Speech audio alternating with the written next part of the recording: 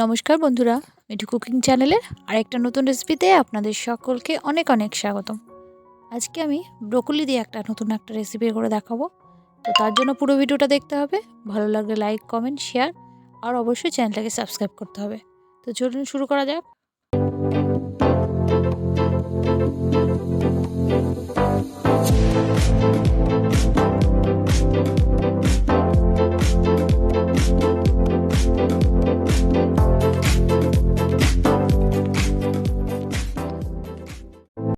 তো ভিডিওর শুরুতে আপনারা দেখতে পেয়েছেন আমি ব্রোকলিগুলোকে ভালোভাবে কেটে নিয়ে ধুয়ে নিয়েছি। আর একটা গ্রেটারে ব্রোকলিগুলোকে বেশ ঝিরিঝিরি করে কুড়িয়ে নিয়েছি, ঠিক এইভাবে। একটা আলুকে সেদ্ধ করে নিয়েছি। এবার দিয়ে দিলাম সেই আলুটা, তার মধ্যে দিয়ে দিলাম পেঁয়াজ কুচি, দিয়ে দিলাম কিছুটা পরিমাণে জিরের গুঁড়ো, আর দিয়ে দিলাম ধনেপাতা, লবণ আর হলুদও কিছুটা দিয়ে দিলাম। এবারে মুসুরির ডাল বেটে রেখেছিলাম, ডালটাকেও দিয়ে দিলাম কিছুটা পরিমাণে চিনি, আর 1 চামচের মতো কর্নফ্লাওয়ার, লঙ্কার গুঁড়ো আর কাঁচা লঙ্কা। সবগুলো উপকরণ দিয়ে খুব ভালোভাবে মেখে নিয়েছি ব্রোকলিটাকে। এবার দেখুন হাতের মুঠোয় করে বেশ মুঠো মুঠো করে কিন্তু একটা ভেজিটেবিল চপের আকারে আমি কিন্তু গড়ে নিয়েছি। এবার কড়াইতে বেশ কিছুটা খানিকটা তেল দিয়ে, অবশ্যই সাদা তেল দিয়ে, তেলটাকে গরম করতে দিয়ে আমি একে একে এই বড়াগুলোকে ভেজে নেব। কি কি পরিমাণ দিলাম আমি সেগুলো সব ডেসক্রিপশানে লিখে দেবো, আপনারা দেখে নিতে পারেন। তো বড়াগুলো 1 পিঠ ভাজা হয়ে গেলে কিন্তু আরেক পিঠ উল্টে দেবো। আর গ্যাসের ফ্লেমটা কিন্তু একদম মিডিয়াম টু লোতে রাখতে হবে।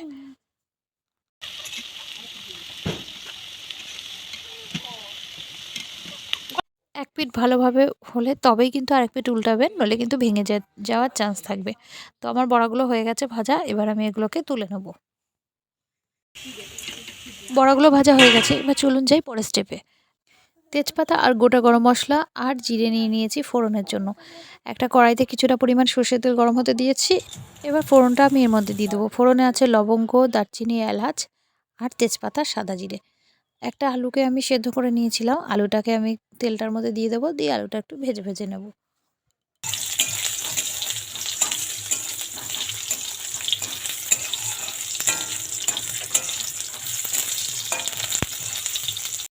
কিছুটা পরিমাণে লবণ আর হলুদ আমি এর মধ্যে দিয়ে দিচ্ছি।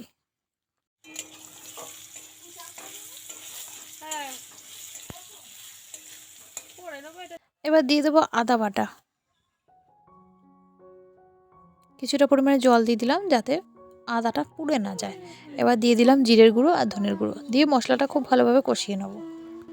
মশলাটা ভালোভাবে কষানো হয়ে গেলে এর মধ্যে আমি কিছুটা পরিমাণ লঙ্কার গুঁড়ো দিয়ে জল দিয়ে দেবো।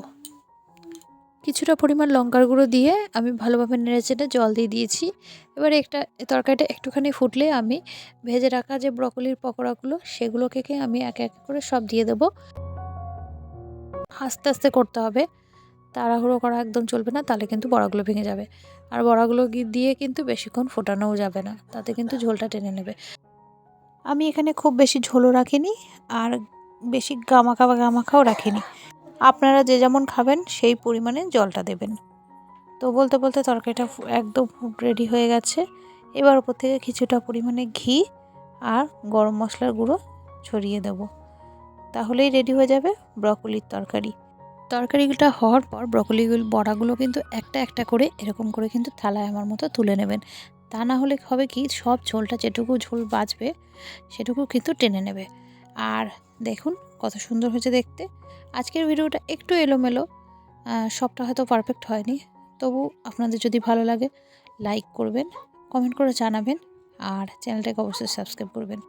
চলুন দুপুরে খাওয়া ভাত নিয়ে চলে এসেছি। দাঁড়ান তরকারিটা একটু টেস্ট করে দেখি কেমন হয়েছে। দেখতে পাচ্ছেন ঝোলটা কতটা টেনে নিয়েছে, কেমন গাঢ় হয়েছে।